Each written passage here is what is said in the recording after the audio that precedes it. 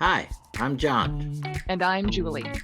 We're the hosts of the Hartford Funds Human Centric Investing Podcast. Every other week, we're talking with inspiring thought leaders to hear their best ideas for how you can transform your relationships with your clients. Let's go. You know, Julie, one of the fun things about doing this podcast is that from time to time, we get a chance to share with our listeners kind of a special episode. And that's why I'm looking forward to this one. Uh, today on today's podcast episode, we're not going to have a guest as we usually do. But really, we want to take this opportunity to share with our listeners the results of a recent survey that Hartford Funds completed, surveying investors about their attitudes on marketing content and financial advice. And Julie, I don't know about you, but one of the things that I have been asked over and over throughout my years in the industry is how much attention should we pay to gender differences in terms of our approach to our clients, the type of advice we offer, even whether male or female clients would prefer male or female advisors. Have you kind of run into the same thing in the course of your career? Absolutely, John. In fact, it's been a very common topic. And as you know, in my coaching that I've done with financial professionals for many years, I've had the pleasure of working on their business plans with them. And it's interesting because I've seen time and time again listed on financial professional business plans, for the focus area or the niche market or however one wants to phrase it, but women. And I think it always leads into a very interesting conversation around how would a financial professional go about targeting women? What does that look like? And if there's merit to that approach. Well, I remember years ago, I wasn't long into the industry, and I asked my wife. I said, if I weren't a certified financial planning professional, if I weren't in this industry, would you prefer a male or a female financial advisor? You know what she answered? She said, I want the one that gives the best advice, which I think is kind of interesting, right? We laugh at that, but I think for financial professionals who are out there saying, well, do I, don't I? What's the right direction to take? I mean, I've heard from our partners at the MITH lab, we have to be very careful, right? Because you just mentioned niche marketing and treating women investors as a niche market. They're like over the majority of the population. Is it legitimate to even call that a niche? Well, exactly. And the one thing that I've noticed is I've never seen men listed as the niche on the business plan. So that's what's always had me thinking. And your wife sounds brilliant in that. To me, it's all about individualized, customized. Do you understand me? Do you listen to me? And are you helping me with my goals? To me, I think that's really the heart of the situation. And I'm excited to hear about some of the findings of our survey today. Well, and that was really the purpose of what we did. We went out and surveyed investors about their preferences for receiving financial advice, and also about the marketing materials that kind of conveyed that advice and the manner in which they received those. So, Julie, I don't know. Do you want to share any of the specifics about who we surveyed, how many folks, and that kind of thing? Yes. So we surveyed 904 consumers with a household income of 75,000 and above, as well as an investable asset level of 75,000 and above. And this was conducted late in 2021. So, as we think about it, Julie, as you review these survey results, what would you say is the headline result that kind of hit you first? What's the major takeaway from what our survey revealed? So, John, as I looked at it, obviously there were a lot of really interesting data points, but what really stood out for me, I think, were a couple of statistics. So, first and foremost, more than half of investors, 52% exactly, agree that men and women certainly have different financial needs, but only 24%, so only a quarter of those surveyed wanted to work with a financial professional that really tailored the advice to them based on their gender. So I thought that was interesting, first and foremost. And then nearly half, 46% to be precise, of our survey individuals said that men and women should receive the same educational material on financial topics. So, again, very interesting to me that there's recognition that obviously men and women have different needs based upon their gender, but not necessarily an overwhelming desire to receive advice tailored to gender. Well, I think that's consistent with some of the things that we've heard over the years from our research partners with the MIT Age Lab, right? Who said we've got to be very careful because anytime we group people together, right, like all men, all women, all, one characteristic or another, this is how they want it to be. I think you would agree that it's really important that we look at everyone as individuals. Everyone has individual needs. However, that being said, I think gender differences, especially in light of longevity, may indicate to financial professionals what areas we should maybe emphasize. So sometimes when we're trying to discover those areas that a client may be interested in, like heck, let's just throw it out on the table. We know mortality tells us that women are oftentimes more longer lived in retirement. But there are a lot of issues that are related to that longevity that sometimes I don't think jump immediately to mind. I think, Julie, of helping advisors and their clients understand survivorship benefits in pension plans or understanding survivorship benefits in terms of Social Security or IRA rollover techniques. You're right. What are my options if I'm the survivor? Now, I'm not going to say that men and women don't equally share in you know wanting to know what the right thing to do is, right? We may all be presented with those different scenarios.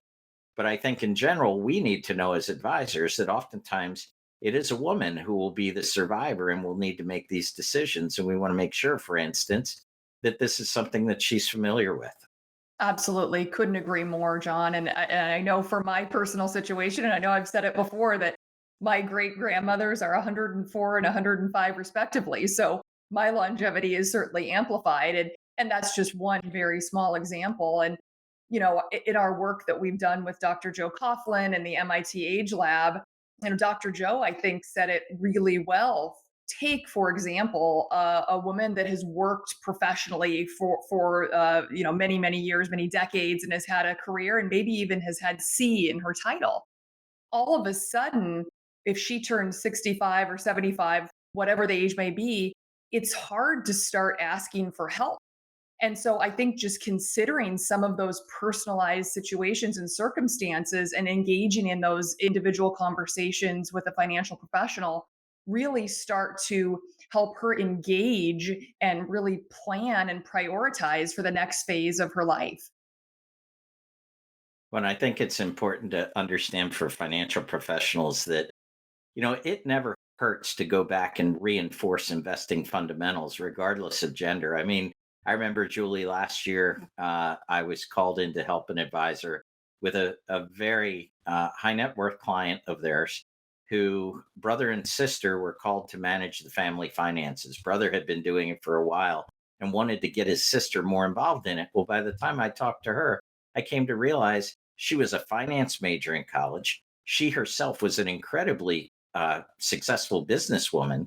And I started thinking to myself, well, what am I going to teach her? Right? She's probably got more education in finance than I do. She's done it in the real world, starting her own business. And yet, when I initially started the conversation with her, she said to me, John, I haven't looked at this kind of stuff in a really long time. This isn't what I do day to day. So here I was discounting based on her level of education, based on her success in the marketplace. I almost breezed over these things that are very basic investment fundamentals. That really is what she was seeking for, just because it was something she didn't use every day. Well, John, I know that I just experienced something similar personally. My husband and I turned a particular age, and we decided that it was time to put long term care policies into place. It was something that we had put off for many years. We just hadn't made it a priority. And when we engaged our financial professional, he said, "Oh, Julie, I know that you've been in the industry for 2 decades. We don't need to go into the particulars." And I said, "Actually, I would really appreciate a reminder and some education." And I ended up taking 6 pages of notes. I reminded myself of concepts that I learned so long ago. I learned new things.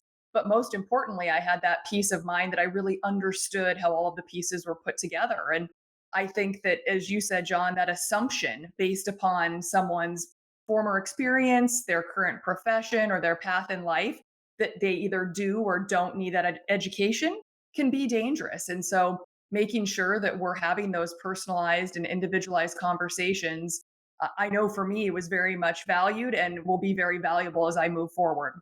Well, Julie, I know you mentioned that our respondent said that, advice largely should not be gender based. But our respondents did indicate some areas where they thought that men and women maybe did differ in terms of areas of concentration, if you will, that they thought would be different. And among the leading areas that they thought would be differences were career considerations. About 60% of our respondents said, yeah, those should be different based on male versus female, long term care planning, and also budgeting. So, as you hear these things, Julie, does that surprise you in any way? And what do you think the top implications are for financial professionals as they think about these differences? That doesn't surprise me. I think, John, you touched on it a few moments ago about just first and foremost, women's longevity obviously impacts all three of those areas very significantly. So I think some of the facts about longevity, and also about caregiving. Again, if we look statistically, women are oftentimes more likely to leave the workforce for a certain period of time or permanently in order to fill that caregiver role. Not always, of course, but statistically more often. And so I think those absolutely play into the need for individualized conversations, slightly different planning considerations, etc. I also think that it's important to remember that sometimes when we're, especially if we're talking about financial professionals marketing to a certain group of individuals, that oftentimes those marketing materials aren't going directly to their intended audience. I'll give you an example. I know that my dad sends me articles all the time about topics or themes that he thinks speak to my particular situation. Marketing materials that wouldn't necessarily have come straight to me, but because he sees them and sends them to me. And so I certainly think that being specific, but also targeting groups in terms of the themes and the topics, it's a multi-layered approach, and could potentially come to that particular potential client or prospect through a different avenue that we hadn't even considered when we were setting out to engage that audience. I think that's the difficult thing is that when we make a decision to hold let's say, a women only event, or there's an opportunity where only men are going to be present, it almost calls upon the financial professional to make a value judgment, right? In terms of, well, what would be the best content for them? So, again, even without even thinking about it, we start to group people together. But I think what's important is presenting those topics that have broad appeal so that anybody in any audience could sit there and say, wow, this is more in line. Now, with that said, I know that women typically live longer. I know, as you just mentioned, Julie, MIT shares with us that oftentimes it's the woman, especially if she's the eldest daughter in the household, that will be the one providing that care to the family members. So if I broadly present, but we have to be careful here. I remember one time I shared that today in the United States, MIT tells if you're a woman, 47 to 57 years old, especially if you're the eldest daughter in your household, the care or management of the care of your parents will likely to fall to be your responsibility. Well, Julie, let me tell you what happened. I finished my presentation. I went back out to the booth where our sales representatives were, and this woman came up to the booth and she was very upset. And she looked right at me and took me to task and said, that is not the way it should be. That is not. And I had to say, look, it's not saying that's the way it should be. I'm saying that's the way in many cases we observe it to be. I wanted to make sure that she knew I wasn't saying this is how it needs to be in every case. And in fact, I've had similar conversations with men who've come up to me and said, I know what you said about women, but I've been caring for my mom for 15 years now. So it's not an exclusive situation. I think, again, in treating people with respect, we need to acknowledge that every individual situation is different. Maybe we get a chance to, talk about topics that we may think may be applicable. But I think at the end of the day, we need to let our clients kind of drift towards those topics of greatest interest to them. I couldn't agree more. And, it's interesting that you bring up those examples, John, because I think of myself. If you were to look at my situation on paper, I'm married, I work full time, I own a home, I have no pets. You might look at that profile and say, okay, this woman has no need for any education or help on how to fund education for another generation. And that couldn't be further from the truth. I have a niece and nephew that I adore more than life itself. And I care more about educating them at this point than I do about planning for my own retirement. That's a much more near term goal for me. But if you had just looked at my facts on paper, that major goal in my life could have easily been missed. And so I think when you touch on this generalization and bucketing of individuals based upon what we know and it's sort of the high level facts, we have so much potential and possibility of missing very important factors that really could help that individual achieve the goals that they're setting out to achieve. Julie, one of the other things that the survey talked about was preferences in terms of receiving information. So, what channels?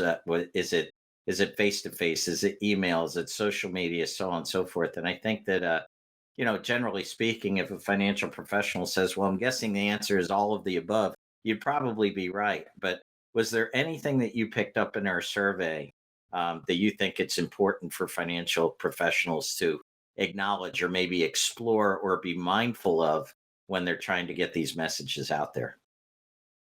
Absolutely. I think some of the findings probably won't surprise any of us listening here today, but that younger generations listed social media as one of their more primary focuses on in terms of receiving the information. Social media, websites, and then obviously older generations preferred more printed brochure media. But I think what's most interesting about this is in terms of how do you speak to me? What was very interesting was that younger generations were more focused on lifestyle centric materials. How can my goals help me achieve a certain lifestyle? Which I thought was very interesting. And I think absolutely is important for financial professionals is they're devising their marketing plan and thinking about who their target audience is in terms of their practice growth, that if they can incorporate some of those concepts, they may absolutely make more strides in terms of connecting with younger generations. Well, and one thing I think I've seen over and over again, because look, I'm a contrarian by thought anyway. Every time somebody says you're supposed to believe this, I'm always looking at the other side of things. Well, one of those narratives, Julie, is that, younger people don't really need face to face conversation. They don't need personal relationship. They're digital natives. They haven't been alive prior to the internet's existence. And so they'll get all their answers from a website. And sometimes I know some financial professionals may feel threatened by this, but by and large, what I've seen, and this is reinforced a little bit by our conversations with Dr. Coughlin at MIT, is that younger people have also shared in more mentoring relationships along the way. Parents who were picking the ideal education situation or what soccer team to play for, what job to take, mentors in the workplace helping to guide them.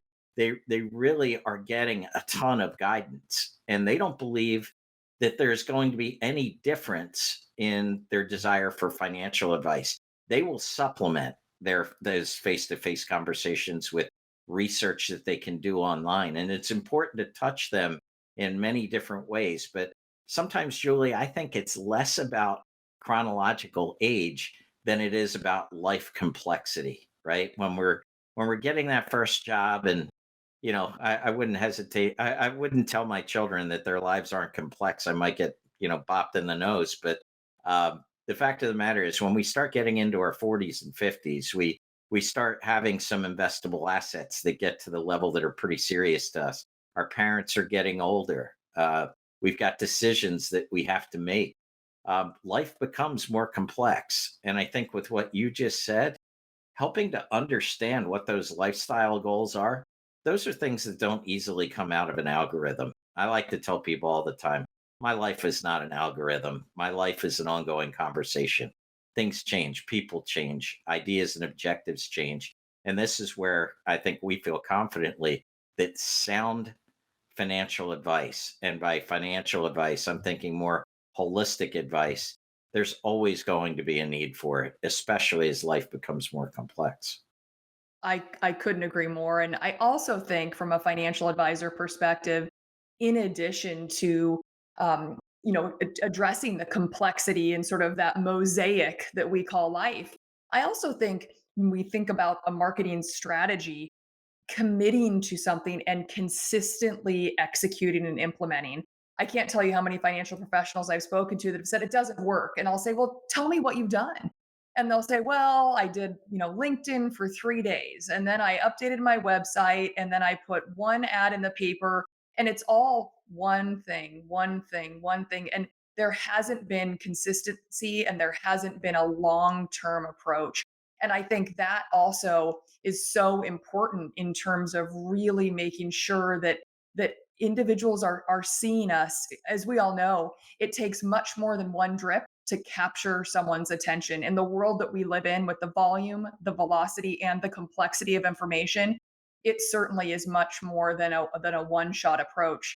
So I think making sure that there's a plan and a strategy in place is crucial, and I think our survey results would echo that as well. Well, and Julie, just a parting thought from my perspective, having presented to many different audiences over the years. I think the most important ingredient of any presentation or any conversation is really the audience that's receiving it. And I would just urge financial professionals, look, any of the topics that we make available, especially our MIT topics like 8,000 days or the quality of life and the three questions, those kind of things, when presented, oftentimes that audience will supply the stories and supply the reasons of their own. I've been in front of women audiences. They were usually together for a different reason, but we were brought in as a educational session or something like that. And we'll start to cover some of the research that MIT has presented, and they will start telling stories, right? And that's how we learn. I mean, the attendees probably learned more from the stories that were being told than they learned from me presenting whatever research findings that we had. So creating an environment where we can set the framing, but then encourage engagement and encourage people to tell stories, whether they're sitting there one-on-one with you in your office or whether they're part of a small group of people that got together for an educational event. I think the more that we can prompt people to tell us a little bit about yourself and tell us how what I was just talking about impacted you or how you dealt with a given situation, I really think that's what people find rewarding. Absolutely. The power of story is real. And I think we all can point to a period in our lives where someone else's story was exactly what we needed to hear in that exact moment and really prompted us to take action and ownership. So I think that's a excellent reminder. And hopefully each financial professional with us today is thinking about the stories that they've curated and that they're sharing with their clients and prospects in order to deepen those relationships and to ultimately help them prioritize their financial health. Well, Julie, I would encourage our listeners, if they want to learn more about our survey results that we discussed on today's podcast, please go to hartfordfunds.com/survey. Again, that's hartfordfunds.com/survey.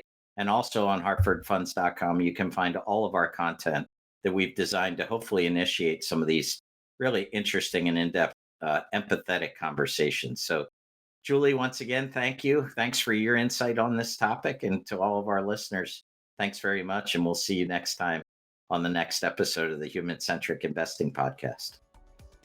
Thanks for listening to the Hartford Funds Human Centric Investing Podcast. If you'd like to tune in for more episodes, don't forget to subscribe wherever you get your podcasts and follow us on LinkedIn, Twitter, or YouTube. And if you'd like to be a guest and share your best ideas for transforming client relationships, email us at guestbooking@hartfordfunds.com. We'd love to hear from you. Talk to you soon.